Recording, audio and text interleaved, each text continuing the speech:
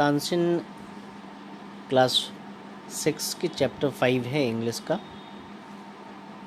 ये स्टोरी जो है ये तानसेन की उनके बचपन से और उनके लाइफ से रिलेटेड उनके जुड़ा हुआ है। तानसेन बचपन से ही काफ़ी नॉटी थे और वो अपने पेरेंट्स के only one child, he was a single child of parents. बचपन में वो जानवरों की अलग अलग आवाज़ें निकाला करते और उन्हीं से उनकी लाइफ के इवेंट से ये ली गई स्टोरी है तानसेन। मुकुंद नंदन मिश्रा और उनकी वाइफ की ये ओनली सन थे। ग्वालियर में इनकी जन्म हुआ और तानसेन बचपन से ही काफ़ी शरारती रहे। वो जब भी जंगलों में जाया करते तो वहाँ अलग अलग बर्ड्स और एनिमल्स की वो इमिटेट करते, बहुत परफेक्टली इमिटेट करते थे, उनकी कॉपी कर लेते थे आवाज़ को।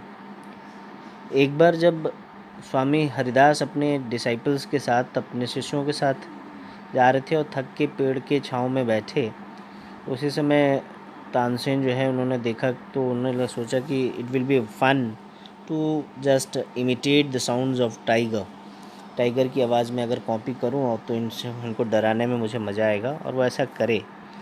तो स्वामी हरिदास तो नहीं डरे, उनके डिसाइपल्स डर गए और उन्होंने वो काफ़ी भयभीत हुए। तो हरिदास ने कहा कि आप ऐसा ना करो, आप लोग ना डरो। तो फिर तभी उन्हीं में से एक व्यक्ति ने देख लिया तानसेन को आवाज़ करते हुए। Then Swami Haridas did not punish, उन्होंने पनिश तो नहीं किया, लेकिन उन्होंने उनके पेरेंट्स के पास गए, कहे कि आपका बच्चा काफ़ी नॉटी है लेकिन काफ़ी टैलेंटेड भी है और मैं इनको एक अच्छा सिंगर बनाना चाहता हूँ। फिर तानसेन उसमें मात्र 10 ईयर्स के थे, तो उन्होंने अपने साथ वो लेके चले गए स्वामी हरिदास और वहाँ उन्होंने 11 ईयर तक उनकी ट्रेनिंग कराई। और इन दौरान उनके फादर की डेथ हो गई। डाइंग ईयर्स में जब वो उनके फादर की डेथ होने वाली थी तो उनकी बहुत इच्छा थी कि वो ग्वालियर के जो महाराज थे मोहम्मद गियास, उनके पास जाएं। वो बहुत धार्मिक इंसान थे गियास, और उनके कोर्ट में इनका अक्सर जाना होता था। उन्हीं के पास में एक और कोर्ट था रानी मिगनैनी का, और वहाँ पे भी ये अक्सर जाया करते। रानी मिगनैनी के कोर्ट में एक और लेडी थी जिसका नाम हुसैनी था, और हुसैनी से मुलाकात के दौरान तानसेन ने उनसे मैरिज कर लिया, शादी कर लिया। स्वामी हरिदास की वो भी डिसाइपल थी, उनकी शिष्या थी। तो इस तरह तानसेन और हुसैनी की जब शादी हुई तो उनसे 5 चिल्ड्रेन हुए, और वो भी चिल्ड्रेन जो थे वो काफ़ी म्यूज़िकल थे, वो भी वैसे ही inspiring just like their father. And Tansen had by this time become very famous, वो काफ़ी पॉपुलर हो गए।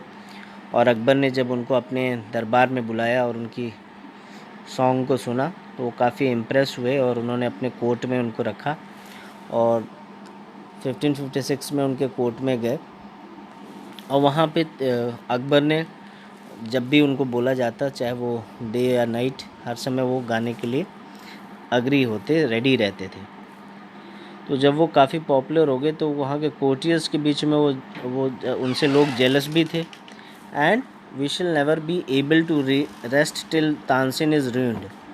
और उन्होंने डिसाइड किया कि हम तब तक उनको नहीं छोड़ेंगे जब तक कि वो बर्बाद ना हो जाए। तो उस दरबार में एक कोर्टियर थे जिनका नाम शौकत मियाँ था। शौकत मियाँ ने उनको एक टिप दिया, कहा कि अगर क्यों ना हम तानसेन को राग दीपक गाने के लिए कहें, और जब वो राग दीपक गाएंगे तब हम वो दीपक तो जलेगा ही जलेगा, साथ में जब वो राग दीपक सिंग करेंगे तो दीपक तो जलेगा ही जलेगा, साथ में वो भी जल जाएंगे। क्योंकि अगर कोई भी राग दीपक अगर प्रॉपरली सिंग करता है तो वो सिंगर भी जल जाता है। तो तानसेन को जब बोला गया, उन्होंने कहा कि अकबर के कोर्ट में अकबर के पास गए शौकत मियाँ, उन्होंने कहा कि मैं नहीं लगता कि तानसेन एक परफेक्ट सिंगर हैं, और अगर वो परफेक्ट सिंगर होंगे तो वो राग दीपक परफेक्टली गा सकते हैं।